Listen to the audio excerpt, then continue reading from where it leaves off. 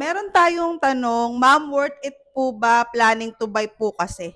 Ang masasabi ko mga mamshi ay sobrang worth it talaga kung meron tayong walking pad.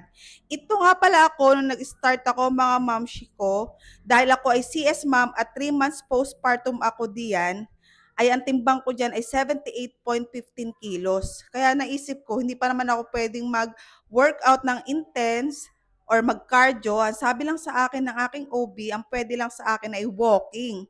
So, talagang napaka-worth it kung kagaya ko kayo na CS ma'am at planning na mag-lose ng weight. Pero pwede rin naman na hindi ka nadalaga ka lang or gusto mo lang mag-back in shape pero dahil mabigat pa tayo, hindi pa natin kaya yung mga intense na workout, ay napaka-worth it talaga kung mag-start muna tayo sa walking dahil hindi natin pwedeng i-underestimate ang walking kasi nga nakakapagpababa rin siya ng timbang natin at sasabayan din natin ng proper nutrition.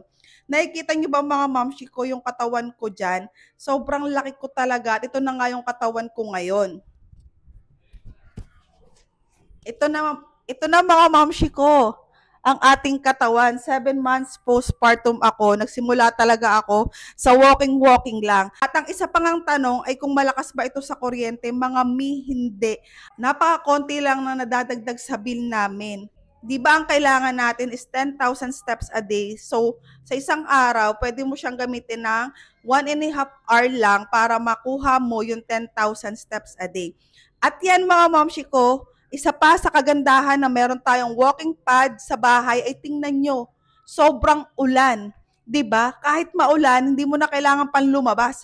Andiyan na, magwo-walking ka na lang at ma-achieve mo na ang iyong gustong body goal or weight goal. Isa pa na dahilan kung bakit kailangan mo nang i-check out ito ay mga mamshi ko, kung kagaya ko kayo na mahiyain sa labas. Alam niyo yung paglalakad tayo, nagwo-walking, nagjo-jogging, feeling mo lang naman na parang pinagtitinginan ka, na malaki yung katawan mo, yung ganun. Eh kung meron kang walking pad sa bahay, eh di ba solo mo lang, pwede ka pang magsayaw-sayaw. Kaya yan mga mamshi ko, ilalagay ko ang link niya sa Yellow Basket at i-check out nyo na at sabay-sabay tayong abutin ang ating weight and body goal ngayong taon. July pa lang mga may ilang buwan pa para sa December at sigurado akong makakamit natin ang ating gustong katawan this year. Bye!